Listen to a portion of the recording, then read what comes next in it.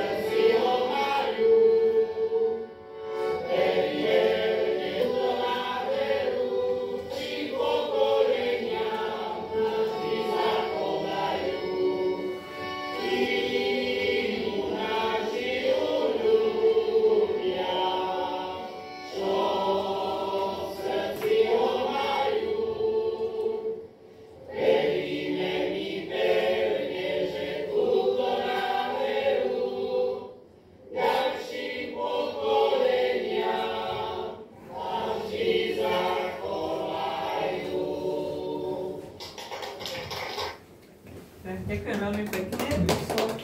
Tá pani na harmonike je autorka hudby. To je moja spolužiačka. Vážne? Lenka Jondušiková, je sa Podobné, no. Ja odpadnem. No takže Slovensko je malé. Tak ako sa vám páčila táto hymna, mi povedzte. Dlhá. Je tam veľa refrénov. Jedna štvrtina z toho by stačila, to nikto nebude počúvať takú dlhú. Hej, takže takto aj zbierame názory na to, aj to bolo, že pomalšie, rýchlejšie a neviem čo, niekoľko bolo pripomienok. ale myslím, že keď sme vidiek a vidiečania, tak mohli by sme si ju osvojiť a nikdy nie je napísané, že sa musia spievať všetky, stačí 2-3 a je to vybavené. Takže to som vám chcela povedať, že za pôsobnosti vidieckého parlamentu od roku 1999 sa podarila aj táto hymna, sme ju nazvali. Takže poprosím prezentáciu Ivanka. Ako o našich aktivitách sa dá neskutočne dlho hovoriť, ale by som to tak len prierezovo, lebo už je aj veľa hodín a prezentáciu vám môžem nechať. Ale táto prezentácia je vlastne o vízii slovenského vidieka, pretože Európa ako Európsky vidiecký parlament, Európsky mládežnícky parlament a naše parlamenty. Nedá sa ti spustiť tá prezentácia, prosím? Už dlhodobo sa snažia o nejaké plánovanie, čo odnelo tu aj dneska, keď neplánujeme a žijeme len zo dňa na deň, tak aj každá vláda stále experimentuje a všetko, čo sa vytvorí za jedno obdobie, sa zase kde si dá do šuplíka a ideme na novo. Takže našou snahou v rámci projektu Polyrural, ktorý teda už je nadstavba, druhá etapa, a vízia sa tvorila aj pre Slovensko, aj pre Európu, ktorej tiež sme boli súčasťou spolupráce.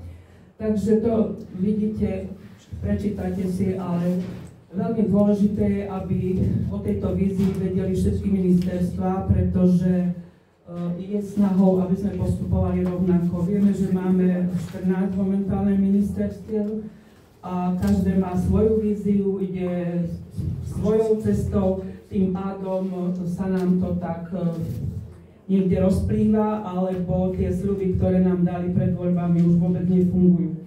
Čiže obišli sme s týmito návrhmi, poprosím, môžeš, 5 ministerstiev hneď po voľbách a chceli sme, aj sme to predstavili na Dni vidieka v Národnej rade a bola tam vôľa, vypočuli si, sľúbili, navrhli sme vytvoriť rezortné rady, čo tu tiež dneska odznelo, že ministerstva by mali spolupracovať, pretože vidiek patrí do kompetencií všetkých ministerstiev. Čiže nie len rozvoj vidieka alebo pôdohospodárstvo, kde nás stále posielajú, ale prvá základná vec je, že my nemáme v zákone zadefinované slovo vidiek.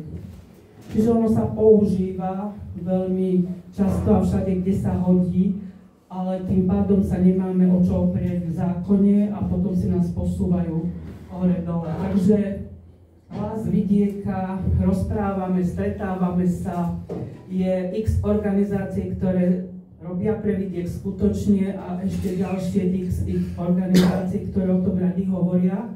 Väčšinou majú sídlo v Bratislave a tvária sa, že pracujú pre celý vidiek, čo všetci vieme, že čím ďalej, teda na východ od Bratislavy, tým je to ten vidiek tak akoby sa strácal, alebo je to len bezvýznamné slovo.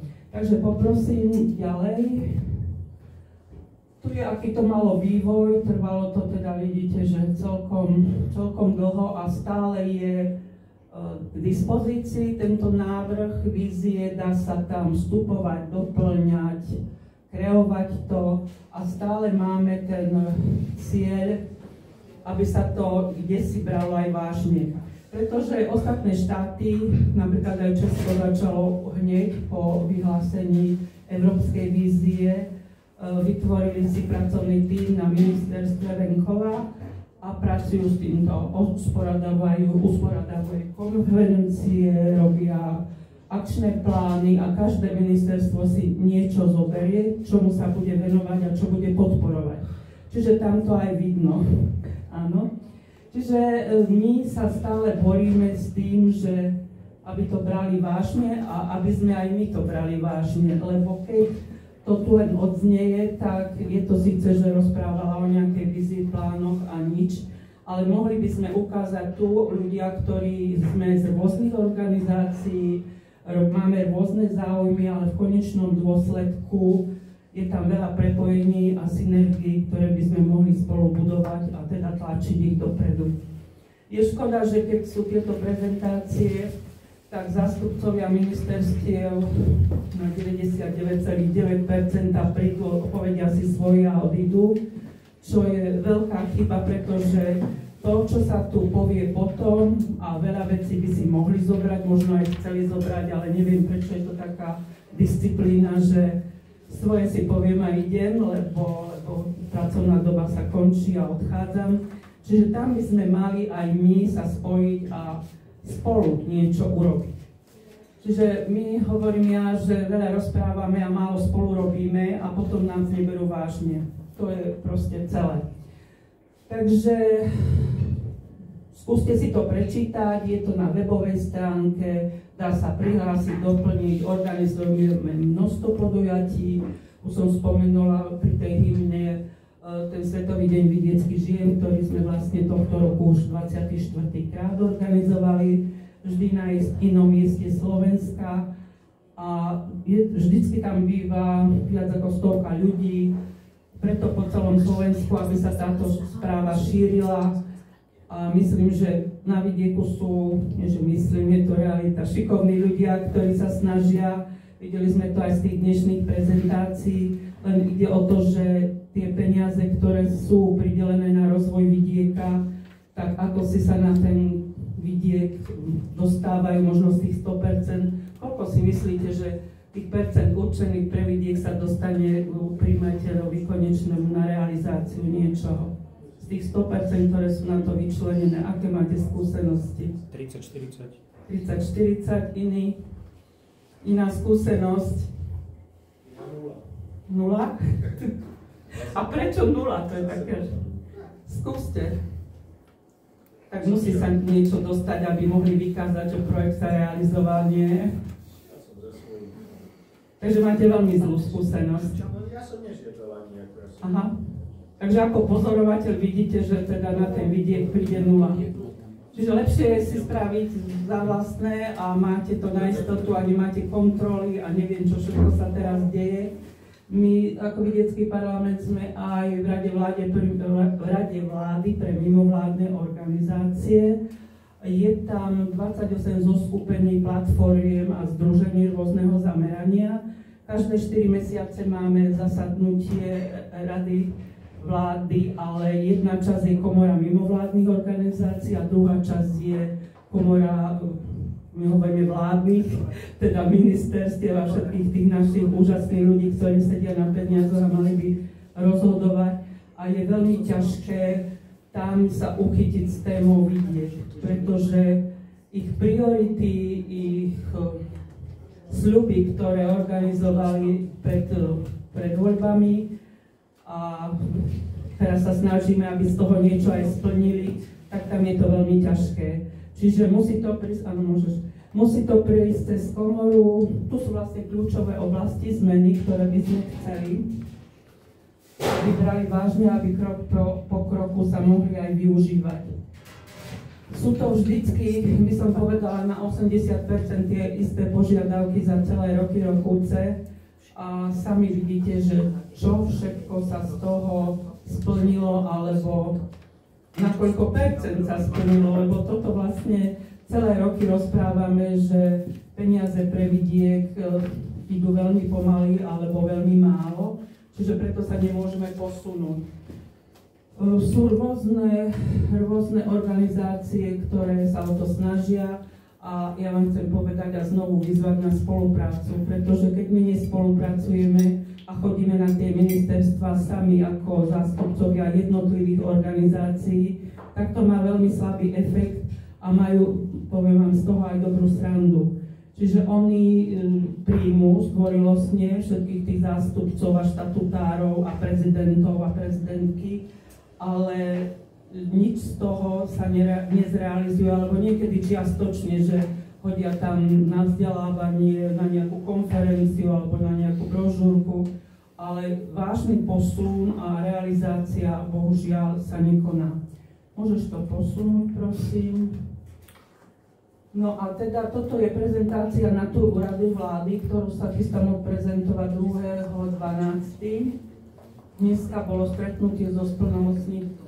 plnomocnenkyňou pre rozvoj občianskej spoločnosti. Neviem, či registrujete, že máme aj takú osobu prvýkrát. No, takže máme rôznych splnomocnencov a splnomocnenkyne, ale táto je vlastne pre rozvoj občianskej spoločnosti. Je to Simona Zacharová, ste sa to už počuli to meno. Zúčastňuje sa rôznych aktivít, kde zastupuje záujem vidieka, kde sa snaží, ale bohužiaľ v našom štáte je to všetko podfarbené politikou a rozhodnutia politikov sú kľúčové aj pre realizáciu a tam je ten asi najväčší problém. Takže uvidíme, že či sa nám podarí toto preraziť. Tie rezortné rady, ktoré sme mali naplánované, aj sme ich navrhli, aj s tým súhlasili, tak podarilo sa vlastne spraviť rezortnú radu na ministerstve pôdohospodárstva. Mal to na starosti pán štátny tajomník, ale nejak sa s tým ako si nepohol. My sme chceli od nich, už sme mali aj štatút tej rady, aj rokovací poriadok, proste všetky tie písomnosti, čo k tomu treba, odsúhlasené aj na tomto veľkom zasadnutí rady vlády, ale prakticky sme sa teda nestretli ani raz. Ďalšia vec, že sme sa veľmi snažili, aby tie chyby, ktoré sa robia, čo tá byrokracia, neviem čo stále opakujeme, tak sme navrhli ministrovi pôdohospodárstva a spolupráci s inými organizáciami, aby sa vytvorila byrokratická komisia, ktorú majú v Čechách a teda napredujú tam s vočikmi. Nám sa to v podstate aj podarilo, bolo tam pozvaných 32, myslím, organizácií, tiež to začalo pracovať, dávali sme tam návrhy, čo treba zmeniť, zjednodušiť, po čom stále sa dovolávame. Takže sme to aj vypracovali. Prišlo tam, tak čo sa vybralo a k veci, 67 návrhov, že čo treba postupne meniť. Boli zadefinované aj orgány a organizácie a inštitúcie, ktoré sú za to zodpovedné. Čiže bolo vybraté aj zo zákona, že ktorú stať, ktorú časť, ktorý paragraf treba zmeniť, aby sa to teda vylepšilo. Takže pracovali sme na tom, myslím, 2 roky. A jedného krásneho dňa prišiel mail pána ministra, že ruší byrokratickú komisiu, dovidenia novka. Takže toto je vlastne ukážka, ako s nami jednajú, tvária sa chvíľu, ale keď príde k realizácii a skutočne sa má niečo zmeniť, tak sa to takto stane. Takže to je taká skúsenosť, no ale napriek tomu sa snažíme posúvať sa a hovorím, že až nebudeme spolupracovať, tak to pôjde takto ďalej, pretože politici si tu môžu dovoliť a my im to vlastne dovolujeme takto konať. Keby sme tam chodili pravidelne, zomkli sa, my v dávnej minulosti sme mali aj za éry prezidenta asi 3. dozadu, už ani neviem, sme tam proste prišli a že čo by sa malo diať, takže sme spolupracovali s právnym oddelením prezidenta kancelárie. Ten nám povedal, že doneste všetky organizácie, ktoré sa tam týka, rozvoj vidieka, aktivít a tak ďalej, na 3/4 strany maximálne požiadavky, ktoré treba riešiť, ktoré požadujete, ktoré by pomohli rozvoju vidieka. Tak sme zorganizovali jedno veľké stretnutie, tam sme to popísali všetko, no ale samozrejme sú medzi nami organizácie, ktoré, ako by som to povedala, ani neviem, že myslia si, že oni sú tí praví, ktorí to tam musia zaniesť. Takže vyštartovali s vypracovanými požiadavky sami za seba a tam to aj skončilo. Takže tých pokusov bolo, myslím, hodne veľa a každá organizácia sa snaží s niečím. Takže až nebudeme spolupracovať, pôjde to takto ďalej. Takže ja ešte chcem upozorniť, že vydáme časopis Náš vidiek, to asi viete, od roku 2002, každý štvrtok, aj v tlačenej podobe, aj máme to na webe. Takže nech sa páči, je tu niekoľko čísel. Keď budete mať záujem, tak prispejte príspevkom alebo ideálne finančne, čiže na tlačovými organizácii viete, aký je to problém získať peniaze. A na tej poslednej konferencii bolo pár otázok, že prečo nepočuli o našej činnosti, keď ten prierez činnosti je aký bohatý a pre vidiek a tak ďalej, tak tam som im len mohla povedať, že málo nás, poďte všetci medzi nás. Čiže mala by byť jedna strecha organizácií, o ktorú sme sa x-krát snažili, ale nie je voľa ani organizácií, ani občianskych združení spolupracovať. Takže ja len pevne verím a dúfam, že tak ako naša organizácia vytvorila alebo založila Mládežnícky vidiecký parlament, ktorý pokračuje v činnosti hlavne pre mládež, keďže stále sa sťažujeme, že vidiek sa vyľudňuje a tak ďalej, čo je pravda len do tej miery, že nevieme ich tam zaujať, zamestnať, vytvoriť im podmienky, nemajú prístup k pôde a tak ďalej, čiže o tých problémoch všetkých vieme, ale pokiaľ to dovolíme, aby sa to ďalej konalo, tak sa to konať bude. Čiže Mládežnícky vidiecký parlament je akoby, neviem, by som to povedala rovno naše dieťa, keby som to povedala v takejto podobe, ale ide im práca veľmi dobre, majú projektov alebo pokračujú v tých projektoch, ktoré sme my realizovali. A keď si dáte na Facebook VPMS, Vidiecký mládežnícky parlament, tak je tam desiatky a desiatky aktivít, ktoré teda absolvujú. A mládež naša a mládež okolitých krajín je veľmi podobná, pretože stretávajú sa na Erasmus v rôznych krajinách a bol by tu dnes so mnou aj predseda Mládežníckeho detského parlamentu Jakub Dvorský, ale majú pracovné projektové stretnutie práve v Írsku. Takže to by bolo tak z mojej strany všetko. Kto bude chcieť, nech sa páči, sme otvorení v spolupráci. A myslím, že až sa chceme posunúť, pomôže len spolupracovať a tlačiť na tých našich, ktorí sedia na peniazoch a rozhodujú aj za nás. Ďakujem veľmi pekne.